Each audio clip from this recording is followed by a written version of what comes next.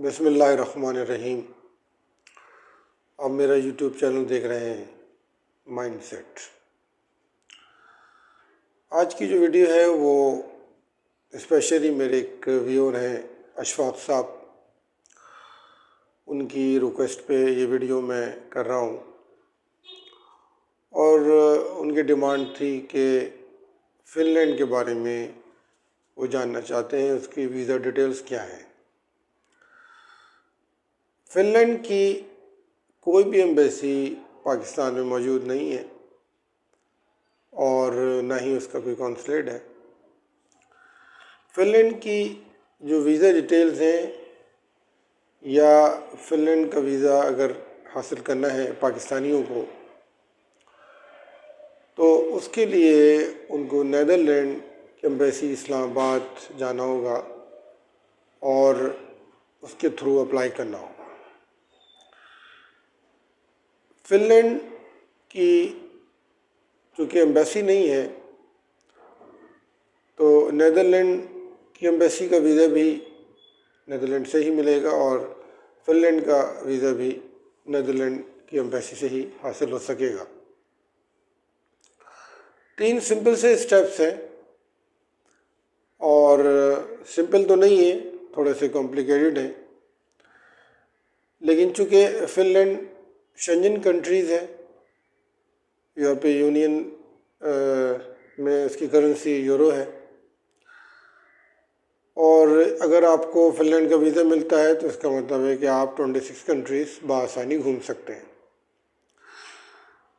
Border में Finland के Sweden है, नॉर्वे है और रशिया लगता है और ये कंट्री नॉर्थ ऑफ यूरोप की लोकेशन पे वाक़ है। करेंसीज़ की यूरो है, शेंजन कंट्रीज़ में ये शामिल है। ओनली 5.6 मिलियन पीपल इसकी पॉपुलेशन है। 5.6 का मतलब तकरीबन 56 लाख लोगों पर मुश्तमिल ये कंट्री है। कैपिटल हेल्सिंकी है जो कि लार्जेस्ट सिटी है। और अगर हम रिलीजन की बात करें तो रिलीजन में सबसे बड़ा मज़हब क्रिश्चियनिटी है 68%,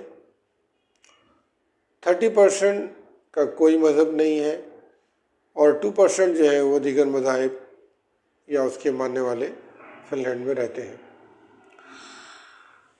अब आइए चलते हैं वो कौन से 3 स्टेप हैं जिनको आप फॉलो करेंगे तो आपको वीज़ा मिल सकता है। फ़िनलैंड के वीज़े के लिए नंबर 1 बात यह है कि आपकी बैंक स्टेटमेंट बहुत तगड़ी होनी चाहिए और इसके अलावा आपके पास एक ट्रैवल हिस्ट्री भी हो।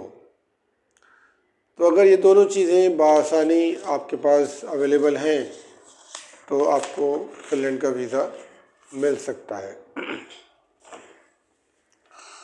स्टेप 1 ये है कि आपने इनका एप्लीकेशन सेंटर जो कि बहरिया कॉम्प्लेक्स 4 गिजरी क्लिफ्टन में वाक़ है, 4th फ्लोर पे उसका ऑफिस है।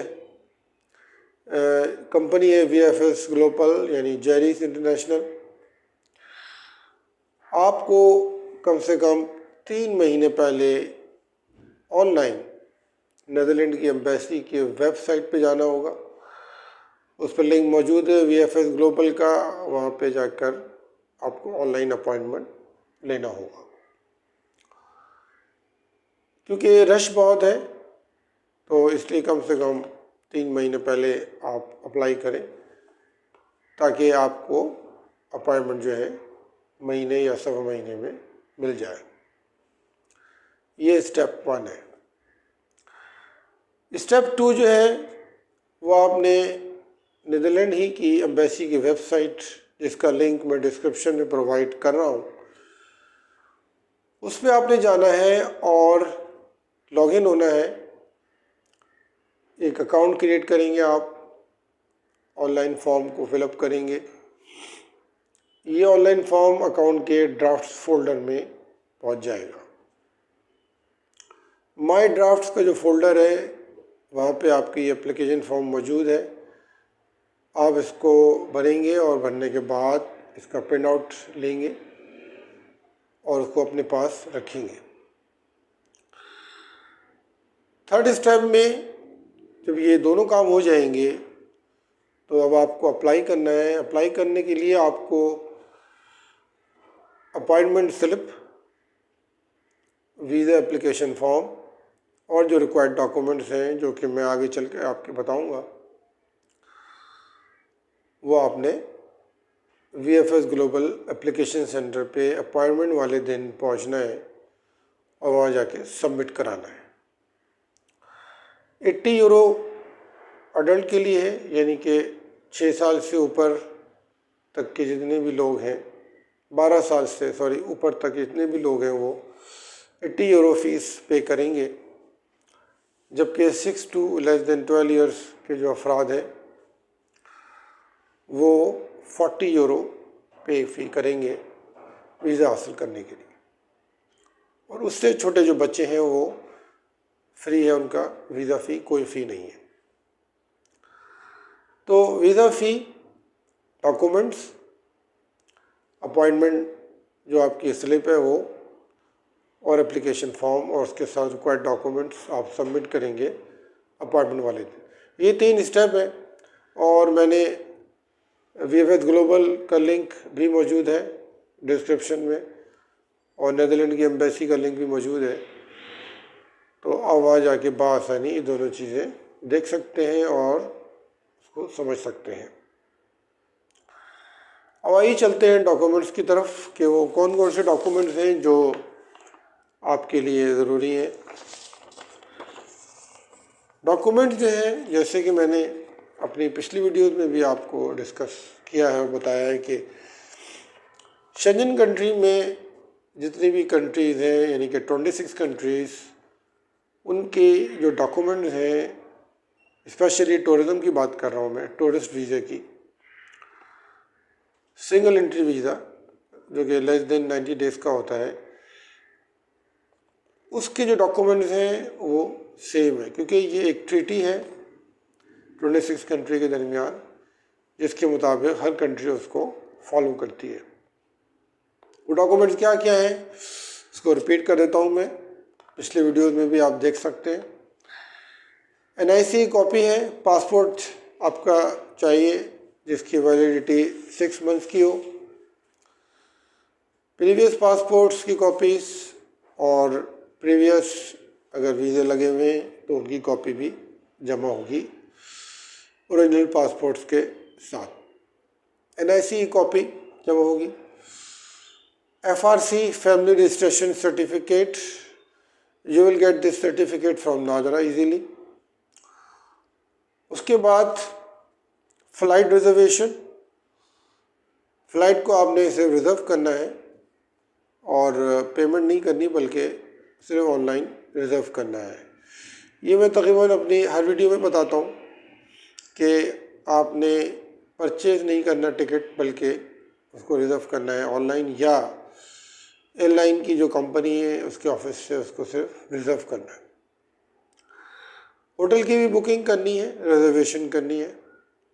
उसके लिए बहुत सारी ऑनलाइन वेबसाइट्स हैं, ख़ास तौर पे booking.com पे अगर आप जाते हैं तो आप बआसानी वहाँ पे होटल बुक कर सकते हैं। इंश्योरेंस सर्टिफिकेट चाहिए होगा आपको, इसकी कवरेज 30,000 यूरो तक की होनी चाहिए। यह आपको पाकिस्तान में बहुत सारी मशहूर छोटी और बड़ी इंश्योरेंस कंपनीज हैं, वहाँ जाएं आप और उनको बताइए कि मुझे 30,000 यूरो तक की इंश्योरेंस चाहिए और मैं अप्लाई कर रहा हूँ फिनलैंड, तो वो आपको एक सर्टिफिकेट इशू कर देंगे।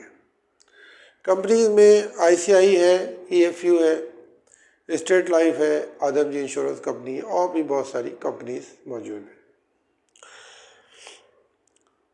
फाइनेंशियल स्टेटमेंट के अंदर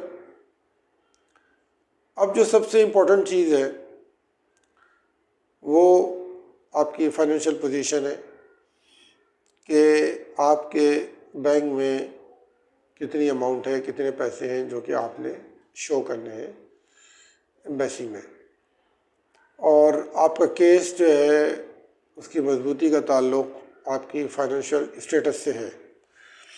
याद रखिएगा, जितनी अच्छी बैंक स्टेटमेंट होगी, जितना पैसा आपके बैंक में होगा, जितनी अच्छी ट्रांजैक्शंस होंगी, वो असरअंदाज होगी आपके वीज़े के ऊपर, आपको आसानी होगी वीज़ा लेने में।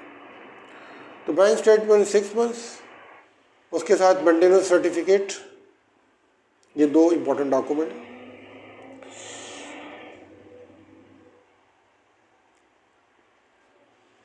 इसके अलावा अगर कोई दूसरी सोर्स ऑफ इनकम है, यानी कि आप अगर यूट्यूब पे कमाई करते हैं, कोई आप फ्रीलांसर हैं, ऑनलाइन काम है आपका, कंपनी के साथ आप अटैच हैं, कोई प्रॉपर्टीज़ है जिसका रेंट आपके पास आता है, तो उनके डॉक्यूमेंट्स और पे स्लिप्स और जो भी कागज़ पे आपके पास अवेलेबल है प्रूफ, डॉक्यूमेंट की फॉर्म में, वो आपने सबमिट कराना है बैंक स्टेटमेंट के साथ।